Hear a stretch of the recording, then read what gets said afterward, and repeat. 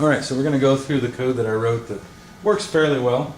There are a lot of problems that I had to overcome to get it to work as well as it does, and I'll show you.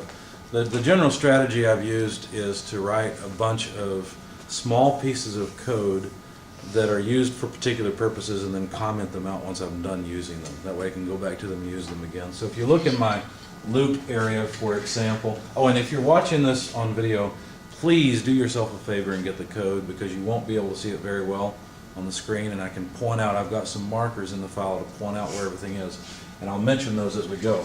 So if you go down to the loop, which is the main section of the code in PID Carriage 2018, in the loop which begins here, you'll notice I have a bunch of things commented out. Now, there's some comments that are to stay. Any comments that have 4 pluses next to them, that's a section. That begins a section that's useful for some purpose. Okay, so I've got 1, 2, what else? 1, 2, 3, 4. It's a long one. The fourth is 1, 5, 6, 7. I forgot my. Hang on. 7, 8, 9, and I'm working on the 10th. The 10th will be my last one. So there's 10 sections that can be commented and uncommented as needed. Now, I've got a nice little trick here that I figured out. I thought I'd share it with you guys. If you look, you don't want to uncomment in front of the plus marks. That's just a title that you might want to come over here, Mr. Smith, so you can see. And it's probably going to be all day over here, by the way. You don't want to uncomment that. The section with the pluses tells you kind of what this is for, what it does. So this first section, check encoder phase and strip counting. I just wanted to make sure the encoder words work. So I wrote a really simple program, and the little trick I used, you know how you can use a // for comments?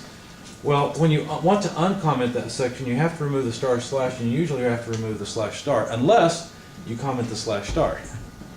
Okay, so watch this. If I uncomment the first //,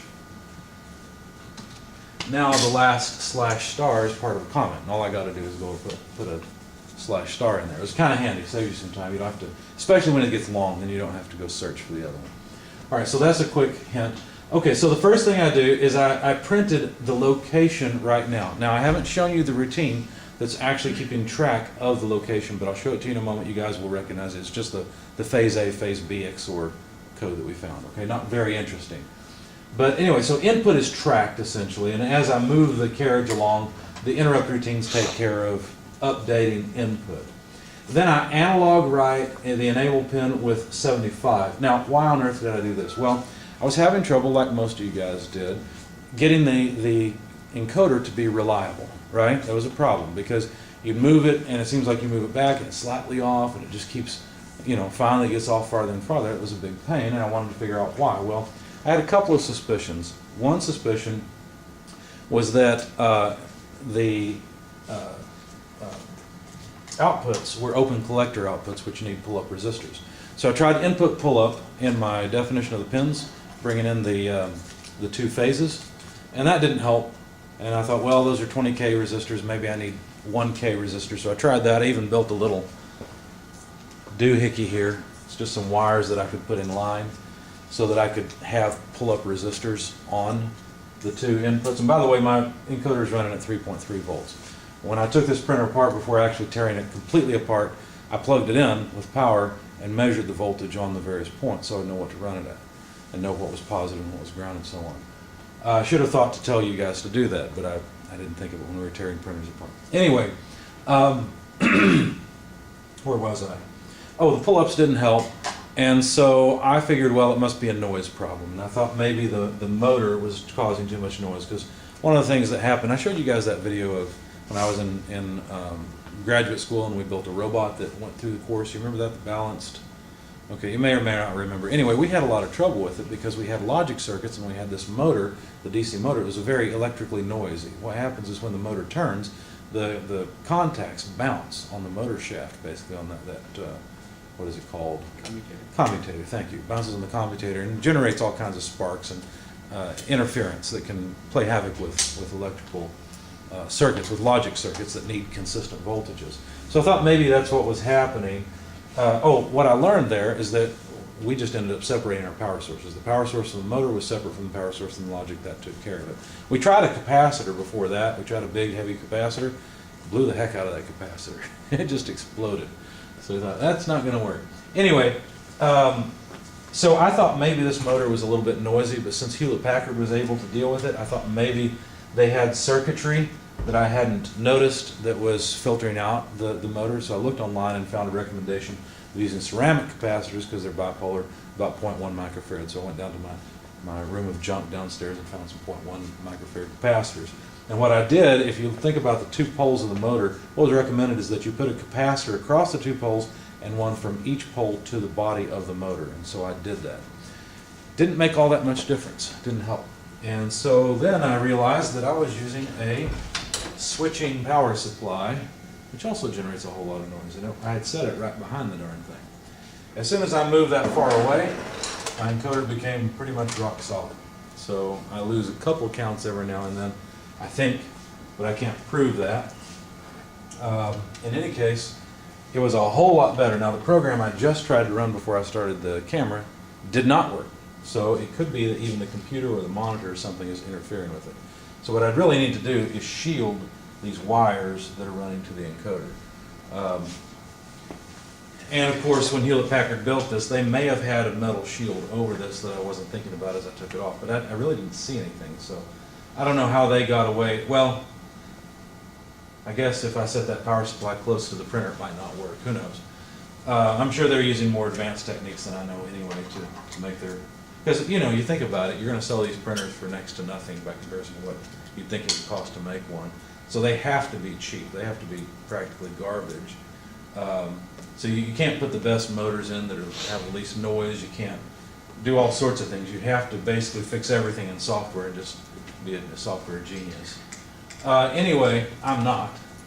So I tried to remove the noise sources. So what I'm going to do is I've uncommented the section that allows me to check the encoder phase and strip. And this analog write is to send some current to the motor, but not enough to actually make it move. I had already experimented with the motor to see what the minimum value of PWM was required to get motion. It's about 100 or so, but I'll show you that code in a minute.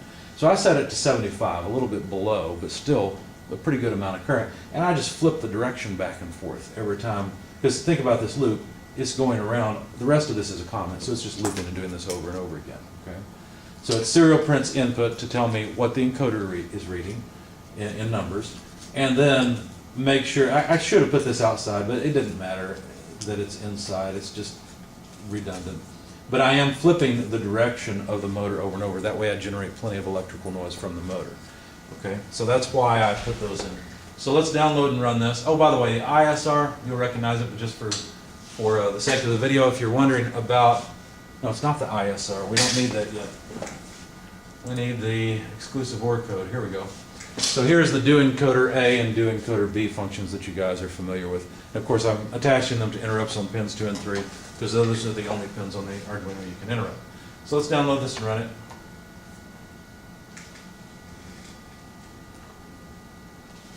Problem uploading tools. I've got the right board. Oh. It helps to plug it in. Hang on.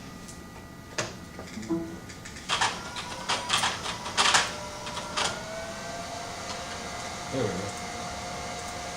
You can hear the fan speed on that power supply go up when it's sending more current to the motor. And I suspect that I've got yeah, you hear the motor running? Okay, so it's just sitting there kind of trying to go back and forth as quickly as possible. That allows me to, shouldn't allow me to push it. What's going on? Of course, when I go to demonstrate this, nothing works.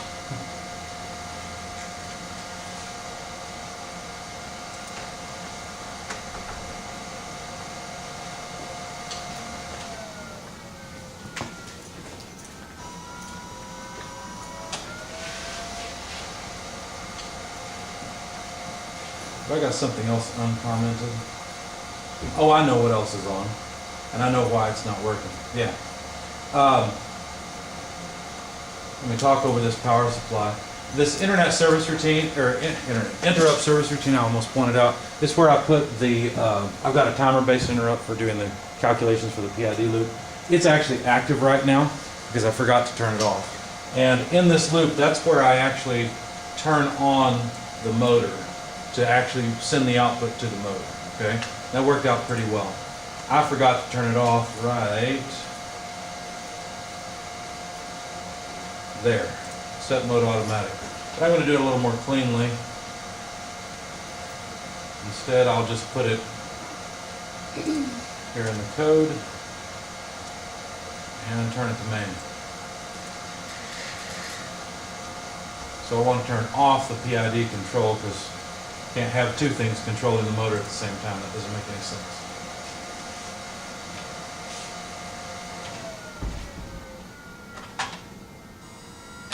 Okay, there we go. You hear the motor now? Okay, but I can move it around because it's not really trying to go anywhere. It's just trying to go back and forth as quickly as it can, and it just is jiggling. So it's generating electrical noise. And if I bring up, let me pull this back to the beginning. Like most of you guys, I just set it so I pull the carriage back, start the program, assume I start at 0. Okay. All right, so if we look at the encoder reading, it's off the screen. There we go. We're at the low end, so about 5. We can get negative numbers by pulling it back hard against the spring. If we move to the other end, we get a nice 7,000 or so. Highest number I've seen is about 7,200. Now if we move it around a lot,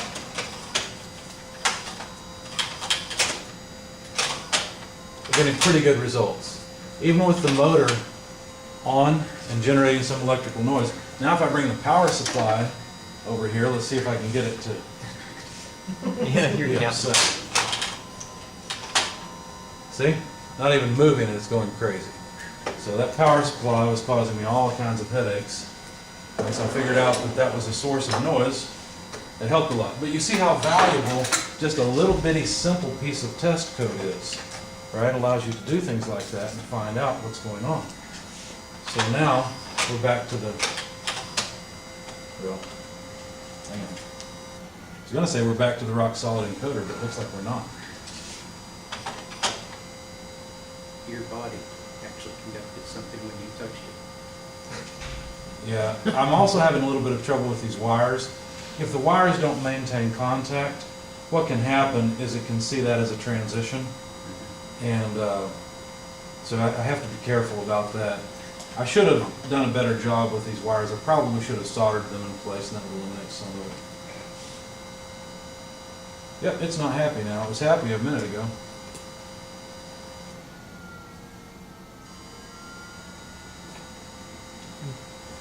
Okay, let's scoot this back a little bit.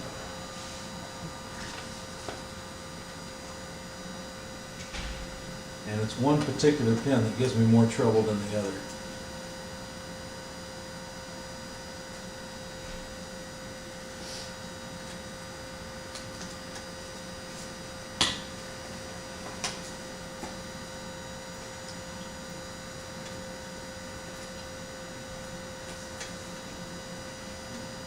Pull these around.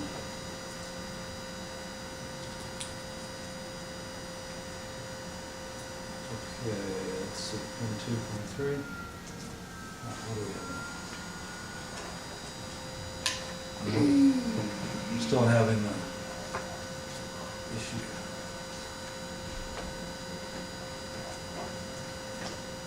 It really got upset at me for that, didn't it? Teach you to bring noise around me. Let's see. What else have I changed?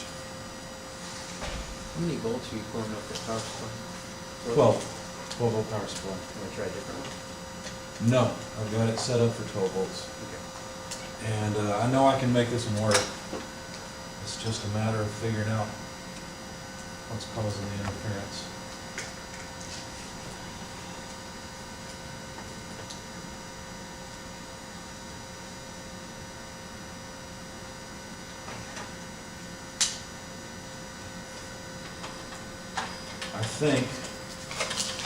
I think it was my wires connection. That's what I think it is. Still not quite right.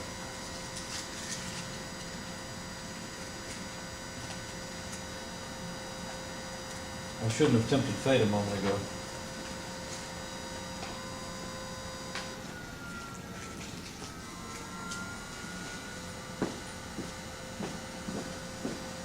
caused the problem, now I can seem to unpause it. If we eliminate the power supply, does it stop moving? Yes, but of course the motor stops also. Now it's back, let's do some troubleshooting. Let's comment the noise we're causing by the motor and see whether it's the motor or the power supply. Because when I unplug the power supply, the noise stopped. The Arduino was still active and still reading the input, right? But the noise on the encoder stopped.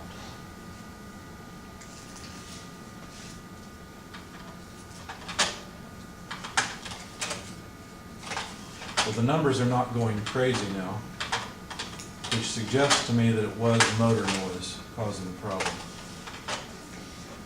Now let's see. I'm going to do something. I'm going to disconnect my motor and hook it up back here instead. Trying to keep the motor leads as far from the Arduino's sensor pins as possible.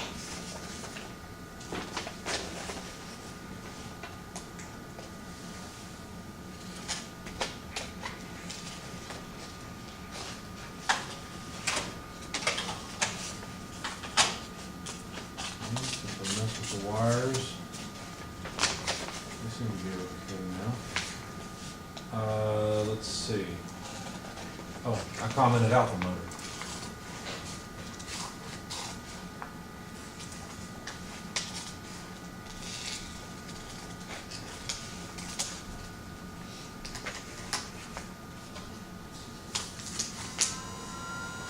Yeah, the motor's giving me fits now.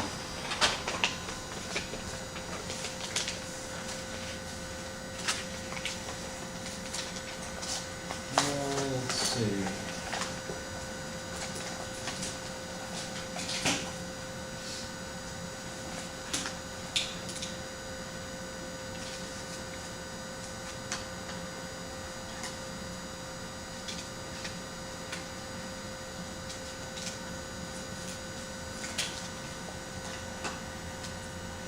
I don't have any wires down here.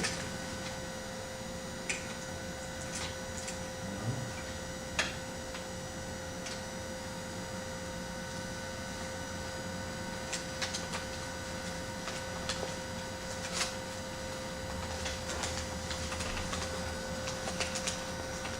Okay. On the edge of the table, will it be better for some reason?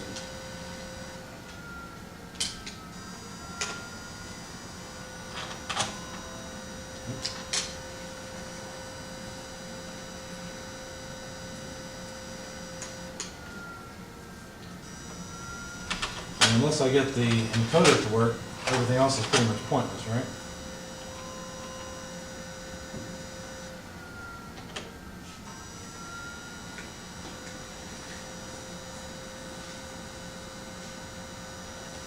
Okay, well, I don't know why I'm getting so much interference from the motor now.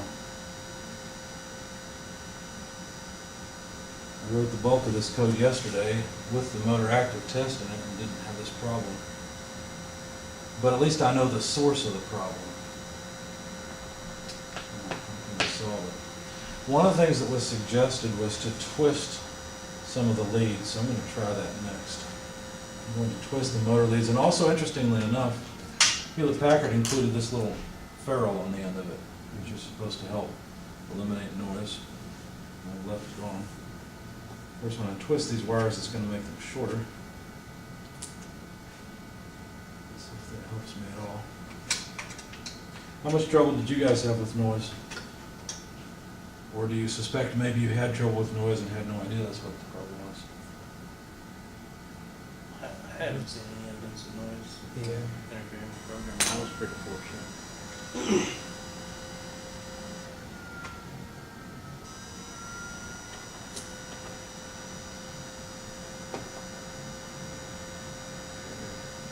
I'm going to try twisting these two wires together. Probably with the ground wire. That'd be a good idea.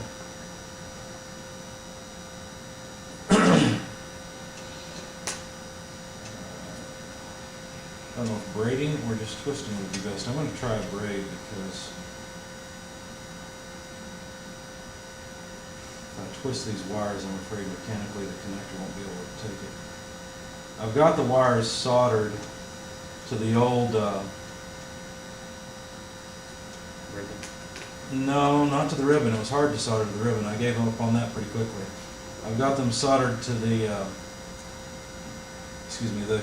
the connector. I actually pulled it off the old board. And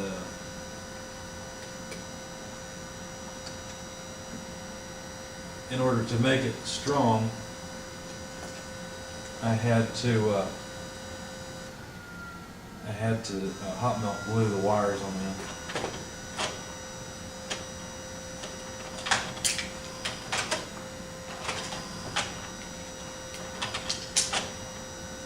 That's pretty good.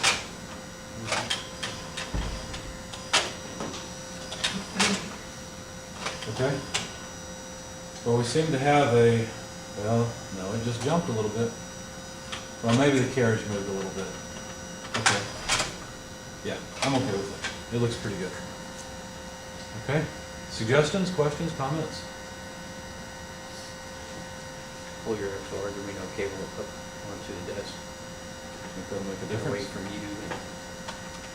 I don't think I that'll have no make much idea. difference. I think that's a USB communication. I don't think it's going to affect Shield it up. this. Of course, there's all kinds of magic dances we'll probably come to, right? But that looks a lot better with the signal cables braided around the ground. Okay, so now that we've got the encoder set, now I can just comment this section out. I'm done with that. And then I wanted to determine the motor polarity. I wanted to determine which way was positive. That's pretty trivial. I'm not going to go through this part because it took me so long. I'm going to leave it in the code for you guys, and of course for those in Anderson. It's pretty straightforward. Just turn on the motor in one direction, let it go for a little while, and see which way it moves. Because that's where the reverse versus direct action is important. Okay, is the way I've got it set up, I start at 0 on the right-hand side of the system. I guess I should show the system to the people watching the video. So what I was doing is I was moving this around to see the encoder counts change on the screen, on the serial monitor. But I've got my low number of counts on the left side and high number of counts on the right. That's backwards. I've got the low on the right, the high on the left for you guys, okay? Audience left and right. And so, I think that's okay down. What was I going to tell you? Oh, so I wanted to know if I turn the motor on and, what's the forward direction? To me, I want that to be the forward direction. Is that motor direction high or motor direction low? I didn't know. It turns out it's motor direction high. Okay, so motor direction high is this way and increasing encoder is this way because of the way I've got it wired. If I switched the wires, if I flipped the wires on the power supply or on the motor, then this would be opposite, right? And I would need reverse action rather than direct. So in my case, I need direct action because if I want more encoder counts, I move the motor in the positive direction with high. Okay? Questions, comments? We doing okay? This is all pretty basic stuff. I think you guys are familiar with this. Okay, so we don't need that section. I could demonstrate it, but it'd be a waste of time. We already know that it works. I already know which direction it works. Then I wanted to set up a timer-based interrupt. So what I wanted to do is check the interrupt frequency. I didn't want to bother with the motor at all. All I wanted to do was make sure that I had set everything correctly so that my interrupt service routine would actually be calculating appropriately. Now I'm going to remove, well, not yet, I've got to download a program. When we run the program, I'm going to remove the connector because, actually I'll unplug the power supply. And in fact, I can do that now because I don't want the motor to actually be active. And remember, in my interrupt service routine where I do all the PID calculations, I've also included code for running the motor. Okay?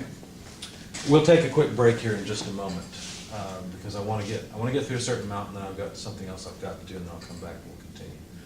So anyway, one thing to note here in the code while we're right here, I wanted the compute code, the PID calculation, to be just as quick as possible.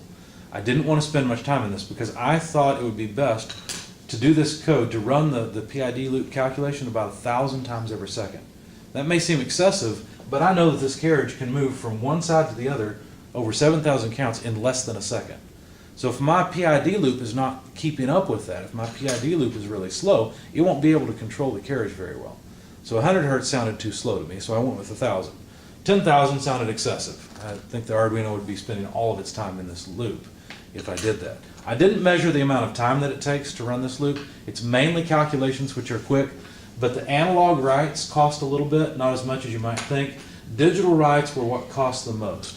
So I had posted on Blackboard a link to basically how to hit the ports directly so that you could reduce the amount of time required to activate. Now what you lose is this may not work on the Mega, so those of you using the Mega and Anderson, hitting the ports directly, you may not be able to do it this way. You may have to look up the ports on the Mega and figure out how to do it. So what I did is I commented the digital writes to show you what I'm trying to do, and then made a comment to say that this does the same thing as the commented code above, just a lot faster. Okay? So it's not as portable, but now it works faster on the Arduino Uno. Anyway, so what we're going to do is just make sure that this interrupt service routine is being called 1,000 times per second. Now I see another problem. It's actually timer 1 that I used. All right, so hopefully you guys recognize this code. This is the timer-based interrupt code that I showed you before. And the way I set it up, I first chose timer 0, then I chose timer 2, and after running into problems, I chose timer 1, and it seemed to work okay. Timer 0 is used for delay in millis and micro, which I wanted to use later. Timer 2 interferes with serial.print, and I needed that for debugging, so I chose timer 1. And even though I used timer 1, it seemed like the analog write worked fine, so I didn't worry about it. But it sounds like you guys are saying the analog write uses timer 1. So I'm not sure exactly how I've changed analog write, if at all, but it does still seem to function. So anyway, the key things are calculating the compare match register, and I wanted 1,000 hertz. 64 prescaler allowed me to calculate a number of 249. Of course, with timer 1, you can have up to 65536, well, 65535 or down. And then I had to choose the correct bits to set so that I'd get the 64 number prescaler. And that I just went to that Instructable that I found that I told you guys was the best one I'd found so far. And I highly recommend it. So this basically enables the interrupt, the timer interrupt. And then this is the subroutine that's called because of this special name here that's in the code.